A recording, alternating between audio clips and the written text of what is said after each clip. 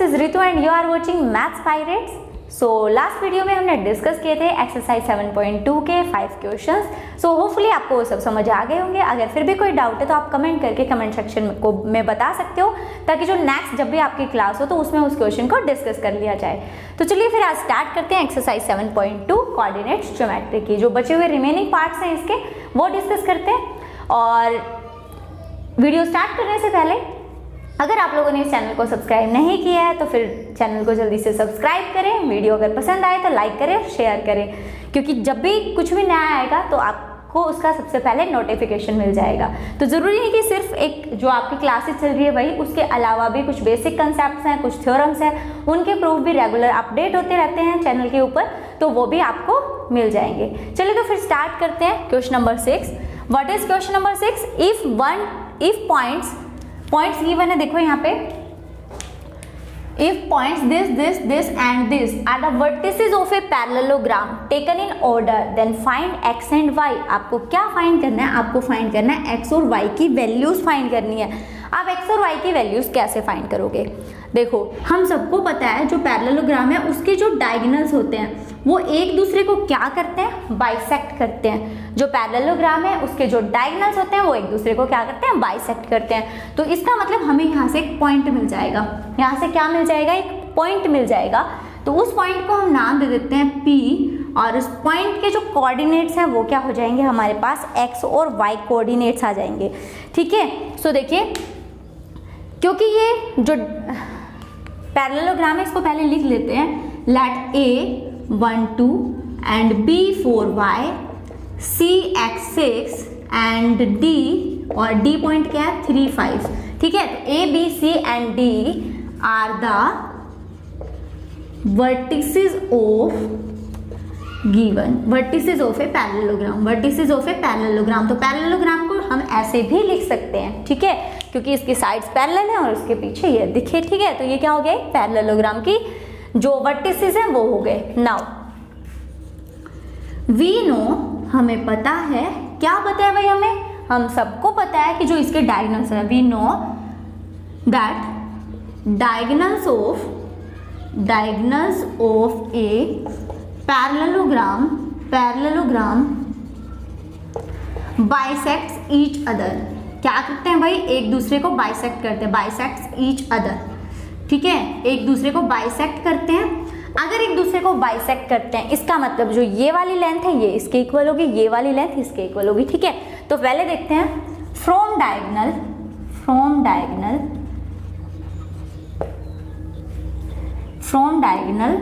कौन से डायगोनल की बात करें? हम डायगोनल ले रहे हैं AC, from diagonal AC diagonal से अगर देखें तो हमें P क्या है? मिड पॉइंट होगा। क्यों? क्योंकि वो कह रहा है कि वो क्या करता है? बाइसेक्ट करता है, 2 पार्ट्स में डिवाइड करता है।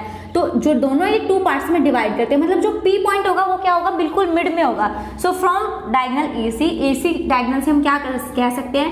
जो P पॉइंट है उसके कोऑर्डिनेट्स क्या होंगे? Mid point. तो यानी इन दोनों का x1 plus x2 divided by 2। Mid point कैसे निकालते हो भाई? x1 plus x2 divided by 2, y1 plus y2 divided by 2, ऐसे ही फाइंड करते हो ना। तो देखो क्या आएगा, ये आ जाएंगे मेरे पास 1 plus x by 2 and 2 plus 6 8 2 divided by 8 कितना आ जाएगा? 4। तो पॉइंट ऑफ xy कितना आ गया मेरे पास? 1 प्लस x बाई 2 और 4 आ गया। ये किस डायगोनल से आया? AC डायगोनल की बात करें तो हमारे पास PXY है वो ये पॉइंट आया। ठीक है, अब बात करते हैं फ्रॉम डायगोनल्स। दूसरा जो डायगोनल है उससे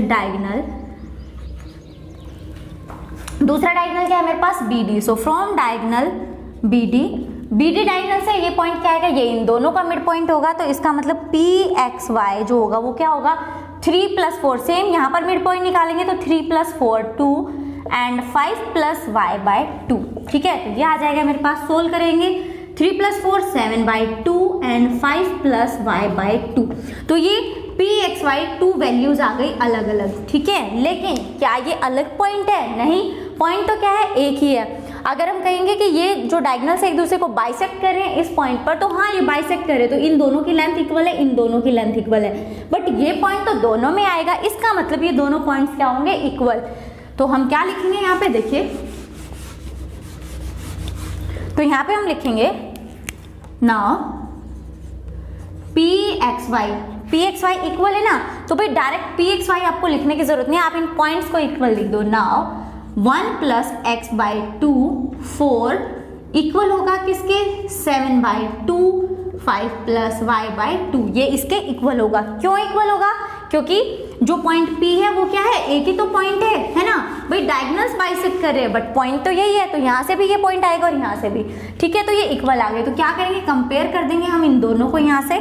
तो जब कंपेयर करेंगे, क्योंकि ये x कोऑर्डिनेट है और ये क्या है y कोऑर्डिनेट, तो x कोऑर्डिनेट को कंपेयर करो 1 plus x by 2 equals to 7 by 2, और जब y कोऑर्डिनेट को कंपेयर करेंगे तो वो आएगा 5 प्लस वाई बाई 2, ठीक है। चलो भाई सोल्व करते हैं। क्या करेंगे, क्रॉस में मल्टीप्लाई करेंगे 2 प्लस 2x, और ये जो मल्टीप्लाई होगा 14, तो ये आ गया 2x, 14 माइनस 2 क्या आ गया 12, सो x आ जाएगा मेरे पास 12 बाई 2 यानी 6, तो x की वैल्यू आ गई यहाँ से 6। हमें क्या फाइंड करना था, हमें फाइंड करनी थी x और y की वैल्यूज, तो x की तो आ गई, y की भी फाइंड कर लेते हैं। चलो भाई, तो ये हो जाएगा 2 4 8 5 प्लस y, आपको वैल्यू किसकी निकालनी थी, y की, तो y को एज इट इज रखा और 5 इधर जाएगा, तो 8 माइनस 5 हाउ मच 3, तो x आ गया मेरे पास 6 एंड y इज 3। तो क्वेश्चन समझ में आया सब बच्चों को? अब देखिए question number 7, find the coordinates of point A point के कोऑर्डिनेट्स आपको फाइंड करने हैं। Where A B is the diameter of a circle, कह रहा है ए बी क्या है, सर्कल की डायमीटर है, A B is the diameter of the circle and you have to find the points the coordinates of A. So क्या let कर लेते हैं इसको एक्स वाई, ये हमें फाइंड करने हैं। अब कह रहा है वो सेंटर इज 2 माइनस 3, तो इसका जो सेंटर दे रखा है, सेंटर को आप वो ले लो, वो दे रखा है आपको 2 माइनस 3 दे रखा है, ठीक है, वो centre is 2 minus 3 and B is 1 4, और जो बी पॉइंट है वो क्या दे रखा है 1 4 दे रखा है, ठीक है। तो आपको फाइंड क्या करना है, पॉइंट ए फाइंड करना, तो इजी है फाइंड करना। कैसे फाइंड करोगे भाई, ये पॉइंट आपको दे रखा है, यानी आप सबको पता है जो डायमीटर में जो सर्कल है उसका जो सेंटर है वो डायमीटर को 2 इक्वल पार्ट्स में डिवाइड करता है, सबको पता है ना कि जो डायमीटर है, देखो, so let A B a diameter of circle, A B है डायमीटर है सर्कल की, एंड सेंटर 2 माइनस 3, सेंटर मैंने क्या ले लिया, ओ ले लिया, and centre O 2 minus 3 divides 8 into 2 equal parts, 2 equal parts मैंने लिख दिया। अगर किसी को नहीं भी पता था तो मैंने लिख दिया, बाकी आप सबको पता है, इतना तो मुझे भी पता है कि आप सब इतने इंटेलिजेंट तो हो, ठीक है। तो क्या कह रहा है कि ये क्या है, इसके बिल्कुल मिड में होता है, क्योंकि देखो ये भी रेडियस हो गई, ये भी, तो जितनी भी रेडियस होंगी सारी, सबका क्या होता है, साइज सेम होता है, तो जो डायमीटर में जो सेंटर है वो बिल्कुल क्या होगा, इक्वल होगा। और डायमीटर क्या होती है, लार्जेस्ट कॉर्ड होती है, ठीक है, ठीक है, लॉन्गेस्ट कॉर्ड होती है। अब देखो इक्वल पार्ट्स में डिवाइड किया तो यहाँ पे मिड पॉइंट फॉर्मूला अप्लाई कर सकते हैं।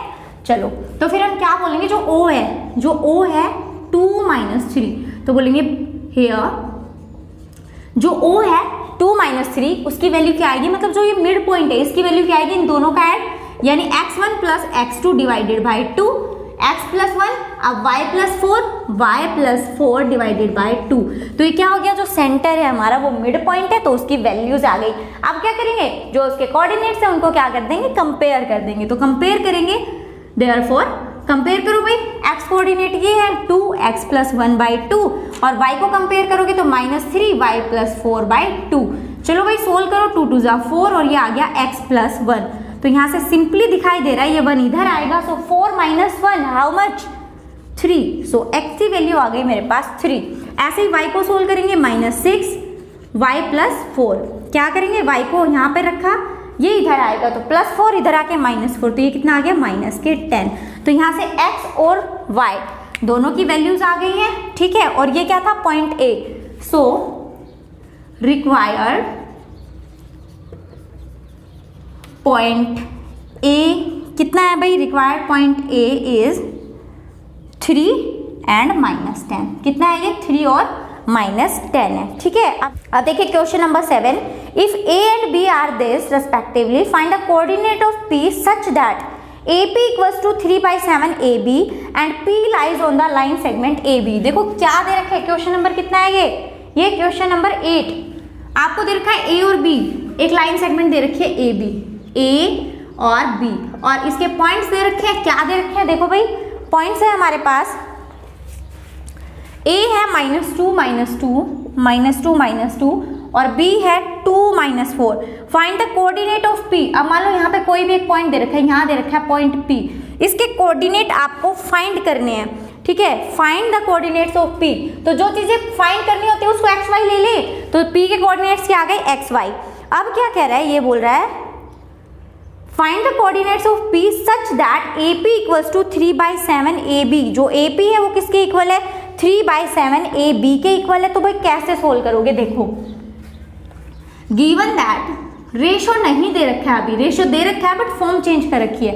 Given that A B, given that A P equals to 3/7 B, given that A P equals to 3/7 A B. ये आपको एक फॉर्म दे रखी है कि इस टाइप से ये है, लेकिन रेशो डायरेक्ट नहीं बताया कितना है, बट डायरेक्ट नहीं बताया तो क्या हम पता कर लेंगे, क्योंकि रेशो क्या होना चाहिए? A P upon P B. भाई A P ratio P B आएगा ना, लेकिन यहाँ क्या दे रखा है? ए पी और ए बी दे रखा है, तो मैं इसको सिंपली ये लिख दूं A B by A P, A B by A P. ये ए बी था, ये ए पी उधर चला गया और ये इधर आ जाएगा, तो 7/3। जिन बच्चों को ये समझ में नहीं आया एक बार ध्यान से, चलो मैं आपको सिंपल आपके लैंग्वेज में समझाती हूँ। ए पी मैंने क्या किया? इस ए बी को यहाँ ले आई, ठीक है, और ये आ गया 3/7। इतना समझ में आया? सिर्फ इस ए बी को यहाँ ले आई, ये मल्टीप्लाई में था, इधर आके डिवाइड हो जाएगा। अब क्योंकि ए बी बड़ा है तो मैंने क्या किया? ए बी को ऊपर कर दिया, यानी मैंने क्या कर दिया? इनका रेसिप्रोकल। तो अगर इधर किया तो इधर भी होगा, दोनों साइड ही होगा ना भी। रेसिप्रोकल क्या होगा? दोनों साइड। तो अब ये आ गया, इतना समझ में आया सबको? Very good. अब देखो ए बी क्या है? ए बी क्या है? A P plus P B है। अगर ए बी को देखें तो ए बी इन दोनों का सम ही तो है, तो इसको हम लिख सकते हैं A P plus P B upon A P equals to 7/3, ठीक है।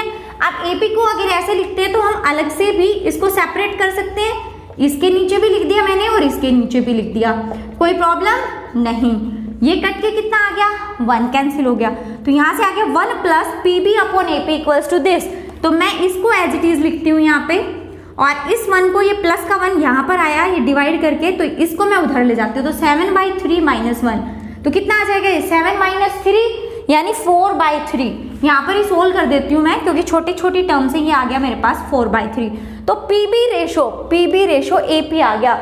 मुझे क्या चाहिए? A P ratio P B चाहिए, तो क्या करोगे? इसका रेसिप्रोकल कर दो, तो ये कर देंगे A P upon P B, और वो क्या हो जाएगा? 3/4 A P upon P B. तो ये रेशो कितना आ गया? 3/4 आ गया हमारे पास। तो हमने यहाँ से रेशो फाइंड कर लिया, तो ये रेशो आ गया, तो पॉइंट पी के कोऑर्डिनेट्स तो आप फाइंड कर ही लोगे, क्योंकि आपको पता है यहाँ पे क्या करोगे? सीधे सीधे सेक्शन फॉर्मूला लगाओगे और वहां से आपके पास क्या आ जाएंगे? जो पी पॉइंट से उसके कोऑर्डिनेट्स आ जाएंगे। तो इस पी पॉइंट के क्या कोऑर्डिनेट्स आएंगे ये आप सब लोग मुझे कमेंट करके कमेंट सेक्शन में बताओगे, और मैं देखती हूँ कितने बच्चों को ये समझ में आया, कितने बच्चे इसका आंसर देते हैं। तो आपके आंसर का वेट रहेगा। चलिए फिर नेक्स्ट क्वेश्चन को देखते हैं। Next question number 9, find the coordinates of the point which divide the line segment this and this into 4 equal parts. 4 equal parts में डिवाइड कर रहा है। तो देखिए लाइन सेगमेंट क्या है मेरे पास, ये दे रखी है ए एंड बी, इनके पॉइंट्स दे रखे हैं। ए का पॉइंट क्या है? ए का है -2 2 और बी के पॉइंट से 2 8। इसको 4 इक्वल पार्ट्स में डिवाइड किया गया।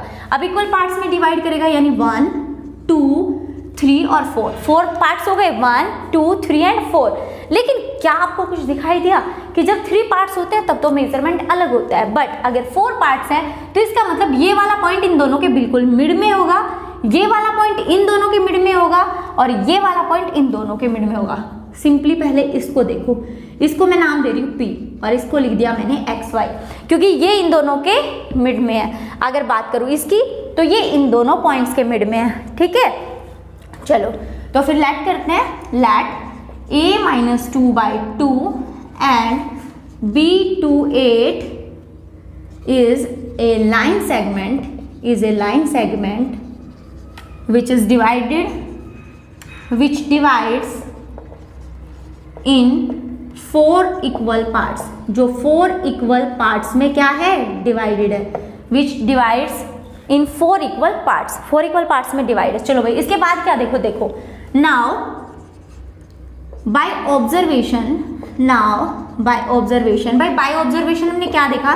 Now by observation point P x y is the mid point of A B. इतना समझ में आया भाई? ऑब्जर्वेशन से ये देखा हमने कि जो पी एक्स वाई पॉइंट जो है वो बिल्कुल क्या है, इसके मिड में है। अगर मिड में है तो मिड पॉइंट फॉर्मूला लगाएंगे और वहां से पी के कोऑर्डिनेट्स निकाल लेंगे। तो चलो भाई फटाफट से देखते हैं। सो पी एक्स वाई कितना होगा, mid point formula section formula से है, उसी से बना, उसी से है, बट थोड़ा शॉर्ट पड़ जाता है। क्या करेंगे, दोनों x यानी x1 x2 का सम -2 + 2 का सम डिवाइडेड बाय 2। सेम y में करेंगे y1 + y2 का सम डिवाइडेड बाय 2।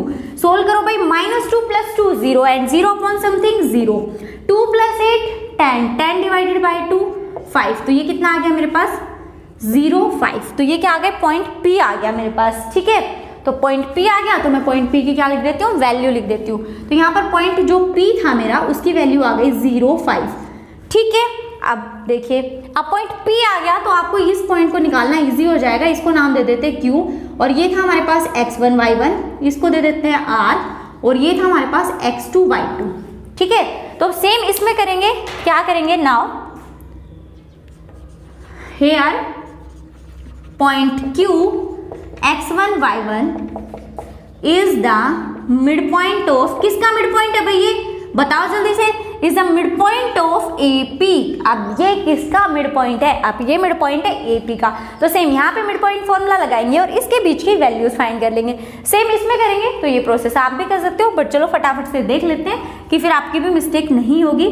तो यहाँ पे हम फाइंड कर रहे थे पॉइंट Q x1 y1। तो बताइए जल्दी से वैल्यू, इन दोनों में x को ऐड करेंगे यानी x1 x2 को ऐड करेंगे डिवाइडेड बाय 2। y1 क्या है मेरे पास 2 और y2 कितना है 5 डिवाइडेड बाय 2। तो -2 + 0 -2 और डिवाइडेड बाय 2 कितना हो गया भाई, -1 हो गया। सेम यहाँ से आ जाएगा 7/2। ठीक है, तो ये आ गया मेरे पास Q की, जो ये Q है इसकी वैल्यू आ गई। अब एक वैल्यू और बच गई, वो किसकी बच गई, हमारे पास R की वैल्यू बच गई। तो चलिए फिर R की वैल्यू भी निकाल देते हैं, उसमें कौन सी बड़ी बात है ना। सो R x2 y2, अब आप यहाँ पे ये लिख सकते हो, here R is the mid point of PB, है ना। जो PB है उसका मिड पॉइंट क्या है, R है। तो R की वैल्यू क्या आ जाएगी मेरे पास 0 + 2 यानी x1 + x2 divided by 2, y1 + y2 divided by 2। ठीक है, तो ये आ जाएगी 2/2 1 13/2। तो ये R की वैल्यू आ गई है Q की, और P की हमने पहले फाइंड कर दी थी। ठीक है, तो क्वेश्चन कैसा लगा, समझ में आ गया सबको। अब देखिए इसका लास्ट क्वेश्चन बड़ा इजी क्वेश्चन है। Find the area of a rhombus if its vertices are this taken in order. तो देखिए भाई यहाँ पे क्या बना देते हैं, एक रोम्बस बना देते हैं। रोम्बस क्या होता है, जिसकी सारी साइडें क्या हो, इक्वल हो, और वो क्या हो, एक दूसरे के पैरेलल भी होती है ना। सारी साइड्स इक्वल होती हैं और वो क्या होती है, पैरेलल। लेकिन उसमें जो एंगल होता है वो 90 डिग्री नहीं होता। बाकी कंडीशन स्क्वायर में भी सेम होती है, बट रोम्बस में क्या है, जो एंगल है वो 90 डिग्री नहीं होता। तो कोऑर्डिनेट्स दे रखे हैं रोम्बस के, ले लेते हैं हम A 3 0, B ले लिया मैंने 4 5 एंड C ले लिया मैंने -1 4 और D है हमारे पास -2 -1। क्या ना, ये है। तो आपको एरिया निकालना है। सबसे पहले तो आपको पता होना चाहिए एरिया ऑफ रोम्बस होता क्या है। ठीक है, सो फर्स्ट क्वेश्चन नंबर 10 है ये, हमें पता होगा एरिया ऑफ रोम्बस क्या है, तभी हम इस पे अप्लाई कर पाएंगे। एरिया ऑफ रोम्बस होता है 1/2 into products of its diagonals. ठीक है, क्या होता है, प्रोडक्ट ऑफ इट्स डायगोनल्स। ये क्या होता है, एरिया होता है किसका, रोम्बस का। तो सबसे पहले हमें क्या चाहिए, यहाँ पे डायगोनल्स चाहिए, और वो हमारे पास नहीं है। तो क्या करेंगे, इनके जो डायगोनल्स है वो फाइंड करेंगे। अब डायगोनल ए से सी कैसे फाइंड करेंगे, बाय डिस्टेंस फॉर्मूला। तो कैसे फाइंड करेंगे, by distance formula. So AC is, सबसे पहले लिखेंगे AC निकालो भाई। AC कैसे निकालोगे, तो ये क्या हो जाएगा, x2 - x1, तो AC, तो ये x2 हो गया, x2 - x1 का स्क्वायर प्लस y2 -1 यानी 4 - 0 का स्क्वायर। सोल्व करो, -1 - 3 कितना होता है, -4, और -4 का स्क्वायर कितना हो गया 16 प्लस 4 - 0 यानी भाई सेम। तो ये भी क्या आ जाएगा 16। तो ये आ गया मेरे पास √32। कितना आ गया, √32, या फिर इसको आप बोल सकते हो 16 इंटू 2, आप डायरेक्ट यहाँ पे 32 है ना, तो इसको हम लिख सकते हैं 16 2 ज़ा 32, और ये क्या हो जाएगा 4√2, कितना आ जाएगा AC 4√2 आ जाएगा। AC आ गया हमारे पास। अब ऐसे ही हम क्या फाइंड कर लेंगे, BD फाइंड कर लेंगे। तो BD फाइंड करो भाई, BD तो ये आ जाएगा x2 माइनस x1 का square plus y2 minus y1 का स्क्वायर। ठीक है, चलो -2 -4 -6, और -6 का स्क्वायर कितना होता है 36। माइनस के 36 मत लिख देना, क्योंकि स्क्वायर है तो क्या होगा, हमेशा वो पॉजिटिव बना देगा नंबर को। सेम 36 आया, -1 -5 -6, और -6 का स्क्वायर ये आ गया।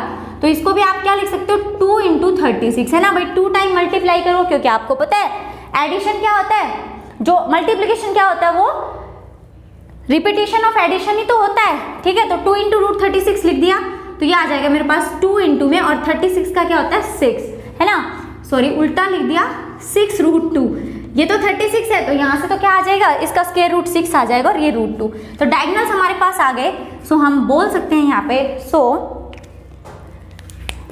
एरिया ऑफ रोम्बस क्या होगा, एरिया ऑफ रोम्बस वो होता है मेरे पास ये, डायरेक्ट यहीं से देख लो 1/2 into product of its diagonal. तो वैल्यूज पुट करते हैं 1/2 इंटू डायगोनल्स क्या क्या आ गए 4√2 6√2। ठीक है, तो 2 2 ज़ा 4। ठीक है भाई, तो 6 2 ज़ा कितना हो जाएगा 12, और √2 मिलके क्या बना देंगे 2, तो ये आ गया मेरे पास 24 स्क्वायर यूनिट्स। स्क्वायर क्योंकि एरिया है तो वो क्या किस में होगा, स्क्वायर यूनिट में। यूनिट हमें कुछ दे नहीं रखी, अगर कुछ दे रखी होती तो हम वो लिख देते। ठीक है, हाँ कुछ भी यहाँ पर जो यूनिट है इसकी नहीं दे रखी है आप लोगों को।